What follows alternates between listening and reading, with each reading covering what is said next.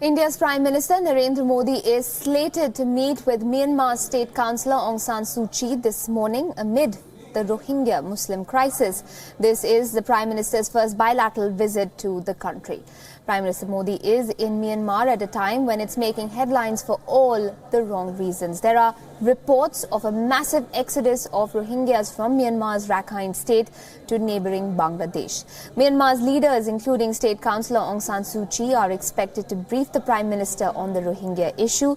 She is also expected to brief him on the activities of the Arakan Rohingya Salvation Army, which India has described as a terrorist organisation. Now, as far as the conflict in Myanmar goes, there are a number of concerns that it poses for India as well. Among them is that the conflict could trigger another insurgency in the country. There are no less than 8 insurgent groups in Myanmar. 4, including the Rohingya Salvation Army, are attacking the Myanmarese army. If the conflict expands, it could destabilize the state. There's also mention of the possibility of outside intervention in that case, or the army taking over and crushing its young democracy. Now, Myanmar is a crucial link in India's Look East policy. It's a member of ASEAN, with which India is building close economic and political ties to counter China's hegemonic presence.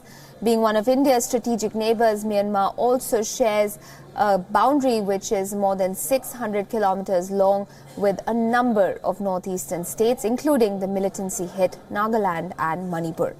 Prime Minister Modi will use his visit to leverage India's ties with the government there. India is likely to expand its development program in the country and help build its capacity in its government by training its nationals and deepening involvement in Myanmar's democratic growth. China is also the reason why India needs to be on good terms with Myanmar.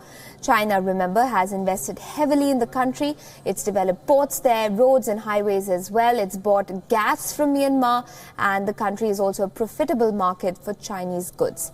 This has enabled China to expand into Myanmar in strategic terms and deepened India's insecurities with respect to the northeast. Myanmar is a useful ally in helping India tackle the threat posed by insurgent groups in the northeast, such as the United Liberation Front of Assam, the Naga rebels and others. Myanmar gives India intelligence as to the location and movement of such groups that use its territory as their base. Meanwhile, the United Nations Secretary-General Antonio Guterres has appealed to Myanmar's authorities on Tuesday to end the violence in the country's Rakhine state, which he has warned was creating a situation that could destabilize the region.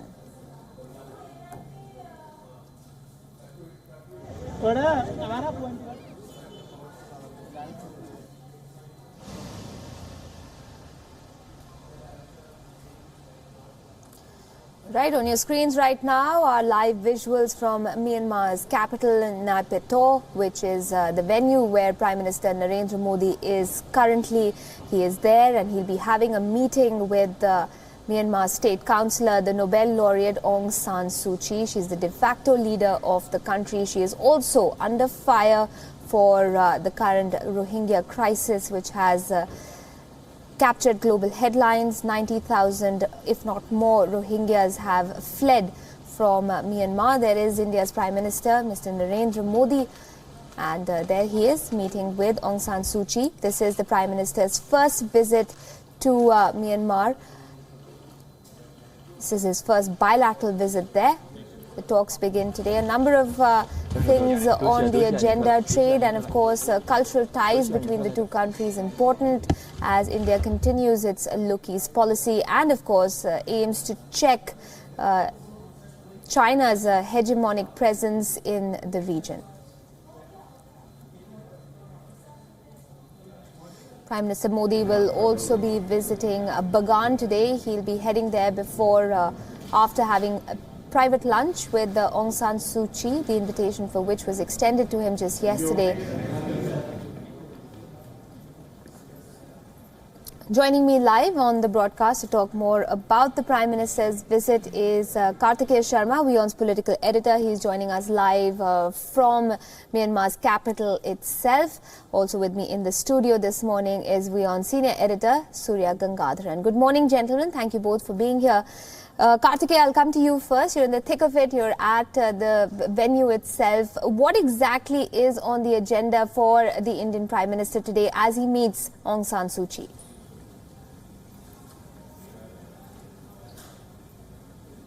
Oh yes, the venue is the presidential palace. It's like, the forbidden city. You can't stand outside, you can't click photographs, you can't go near the road. It's like Aung San Suu Kyi's road, she's the elected representative, but you can't meet her. You have to actually write in a proper letter to give a reason as to why you want to meet her. So, it's like a different world out here in Naypyidaw. But yes, coming to the context, Aisha, and the meeting you're talking about, this will roughly last for 1.5 hours, which will be followed by the press statement and then the private lunch which Prime Minister will have with Aung San Suu Kyi. Now, the focus of this trip, at least in the first part of the day today, is connectivity, economic integration, India's focus on the western part of Myanmar, which is not developed, and certain other areas where Indian community wants Narendra Modi to bring in certain schemes on which he has tweeted. For example, Prime Minister had spoken about Skill India concept to be somehow be part of India's economic policy in Myanmar and be exported there. So the Myanmar and Indian Chamber of Commerce has requested that the 2 districts be chosen where there are a lot of Indians, so they get help. Then the Kaladan project, it's more than $770 million, that's on the menu. But the problem, as I mentioned, was the road contract of the last phase has been given. But because of insurgency, the deadline is being pushed. So I think there will be a focus on that. Again, there will be focus on certain militant groups which operate from Myanmar. Though of late it has been stabilized, but the Naga insurgent groups remain a big consideration for India. Then the other thing which have not been publicly accepted, but when I spoke to people and officials here, the Chinese forcing their way in one of the deep water projects, port projects, Kofuku port, where they want to buy the majority stake, has actually created a sort of a small scare for the Myanmarese government because the debt will run into the billions of dollars. Right. So it's going to be about that. And secondly, I think he's trying to invest in the bonds of a country which overrides the political dispensation which continues to shift with time. Right, stay with me, Kartikeya. Surya, what do you make of the timing of the Prime Minister's visit to Myanmar, considering he's just wrapped up a visit to China for the BRICS summit, and it is China's hegemonic presence in many ways that causes great concern for India when it comes to Myanmar? I think it's well timed. Sorry, I think it's well timed. Although perhaps some of the timing may be inadvertent. I refer to the crisis over the Rohingyas. Yes. There's been a sudden uptick in violence there, and it's been quite recent also. So it's a little inexplicable why it happened, and what are the root causes for that. But nevertheless, I think it's important that he's there. Right. And coming directly from China, which is one of the powers we are trying to balance off in Myanmar. In that sense, it sends off another signal about India's strategic intentions, that in its own neighborhood, it will be proactive and move forward to try and preserve its own interests. There are many issues on the table. I think security is pretty high on the agenda, and not just in terms of Northeast insurgent groups. We want to ensure that Myanmar remains a buffer between us and China, and we'd like to ensure that Chinese influence there doesn't go beyond a certain point. Right. Although in a sense, we are starting from a fairly low foundation in that sense. The Chinese have been active there for quite some time. Nevertheless, it's an important visit and we need to move forward on that.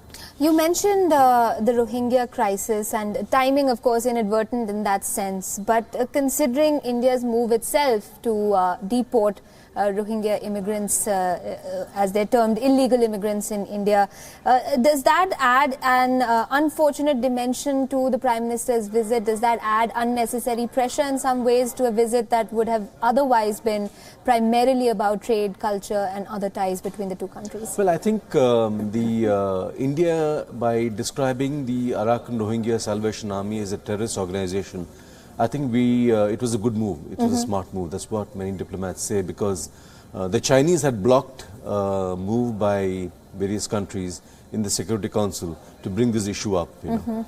So in that sense, when I again mentioned that we are trying to limit the spread of Chinese influence, it was a sound move. You can argue that perhaps the Rohingya were pushed to the wall and therefore they fought back and all that. That's all different. Right.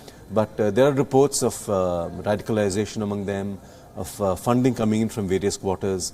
So these are warning signals, you know. Sure. And I'm sure the Prime Minister will talk to the Myanmar government about it and try and tell them, well, you need to at some point start talking to them. Absolutely. Karthikeya, what exactly is the situation on the ground in terms of the attention that the Rohingya crisis is receiving in Myanmar's capital? And I ask you this because it is capturing global headlines, but would it be safe to say that the Prime Minister's visit in some ways has been a welcome distraction from the sort of critique that Aung San Suu Kyi and other leaders have been receiving?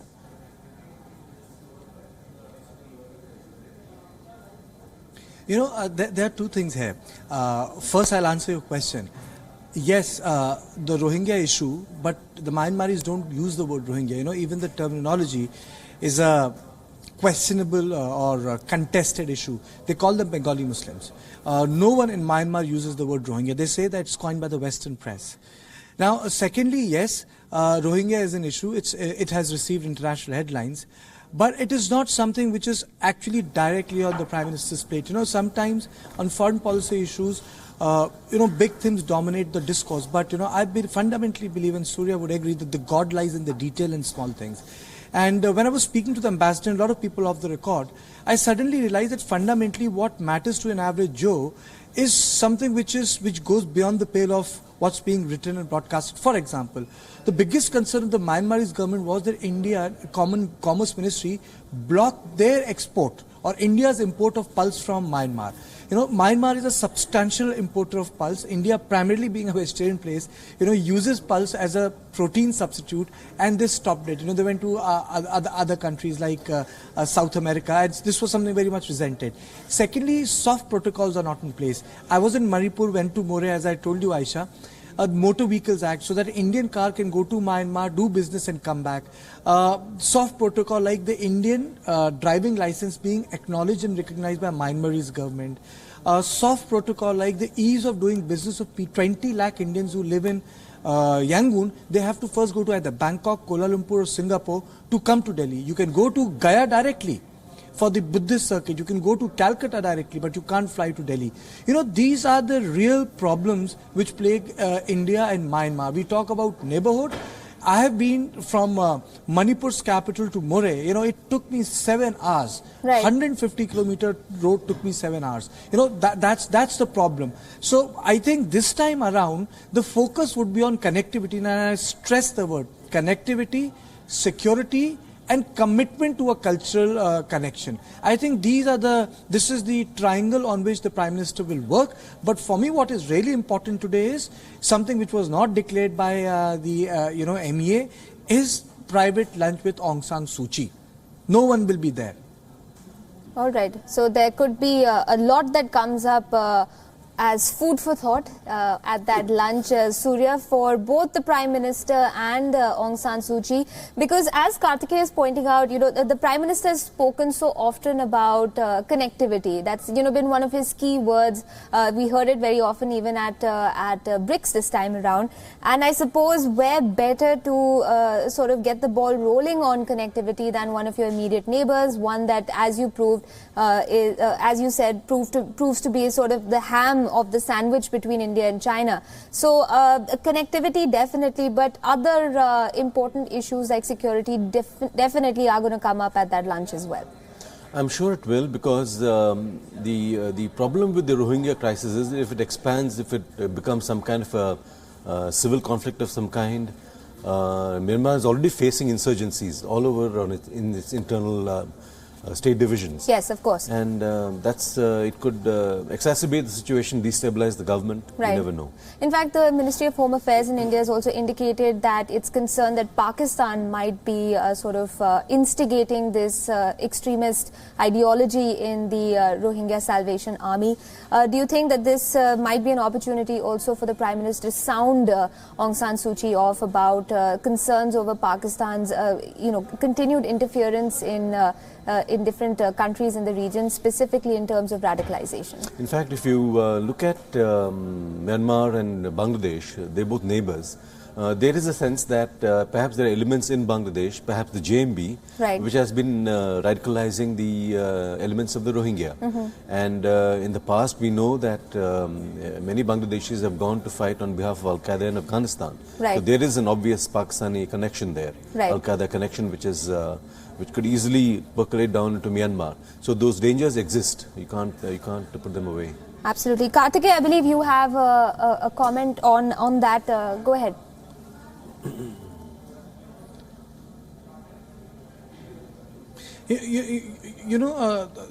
The point I was trying to make when Surya was talking about the Rohingya issue, in the press here, there are two things which are simultaneously happening. Suu Kyi has not said anything, but it's a decision which concerns, it's an issue which concerns three countries on which a political consensus has been created within the political dispensation.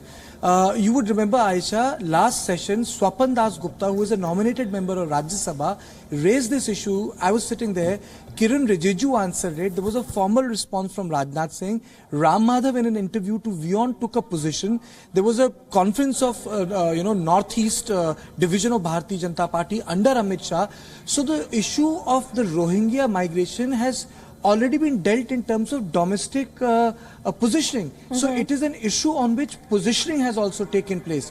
So, we have to factor that concern when we determine the response of the Indian administration abroad, because they have already created a domestic consensus, at least within the NDA, if I would say, not politically across spectrum. But Karthikeya, tell me this, has there also been in some ways an attempt to categorize the Rohingya as a community? As you're saying, they're referred to as Bangladeshi immigrants within Myanmar, that there's also this homogenization of the community as Muslims, where in fact reports from Bangladesh are telling us that that's not true, that the majority may well be Muslims, but there are Hindus within the Rohingya community as well, and as a result that has vitiated the conversation a little bit as well.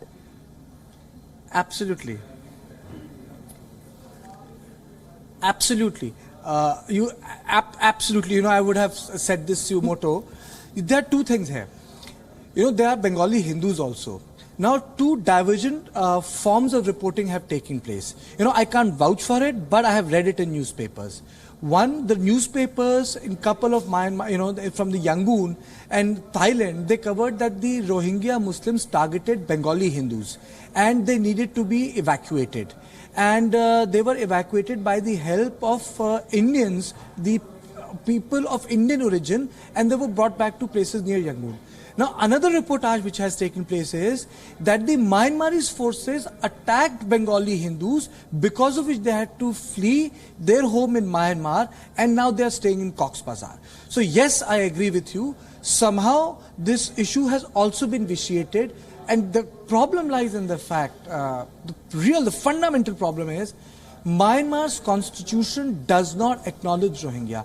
It does not acknowledge them as an ethnicity, leave alone the sense of nationality. It does not acknowledge them as people of Myanmar. So there is no constitutional or legal, I would say, horizon for them in this country to get justice or to seek certain form of or venues of negotiation. And to me, that's where the problem is. But the Kofi Annan Commission has come up with some very good suggestion. It was formed by the, it was formed because of the Myanmarese government. They have appreciated the commission's recommendation. Vikram Misri told me yesterday that if those recommendations of Kofi Annan Commission can be implemented, then the problem can be solved to quite an extent. But that's a huge if, right, Surya? I mean, the Kofi Annan Commission has been appreciated for the fact that it's actually looked into the crisis, as it were, the different aspects of it, as Karthikeya is pointing out, the fact that there's different kind of reportage going on who these people are, where they've come from, are they stateless, are they homeless, but it all comes to moot if the UN inspectors are not allowed to reach the ground and assess the situation. If those recommendations are never going to be put into practice, how exactly does it go about in resolving the issue? In fact, apparently when the Kofi Annan Commission was set up, yes, Aung San Suu Kyi's reporter had told them to be bold, about their investigations, about their recommendations. And although the recommendations are focused on legitimizing them and giving them rights and citizenship, I think implementing is where it's going to be the problem, because you have Buddhist groups in Rakhine which are opposed to giving them any recognition. Sure. And the curious thing is that about 15 or 20 years ago, when Myanmar was under army rule, many of the Rohingya were given citizenship, and they were even members of parliament. So something has happened with the onset of democracy, where now you find Rohingya are being categorized as Bengali Muslims, right, non-citizens, and being driven out. I mean, there are 132 ethnic minorities listed within Myanmar under that Citizenship Act of 1982. It's very interesting, would you say, Kartikeya, rather interesting that the Rohingya community has not even found itself mentioned, even in terms of the name itself, still being called Bengali immigrants.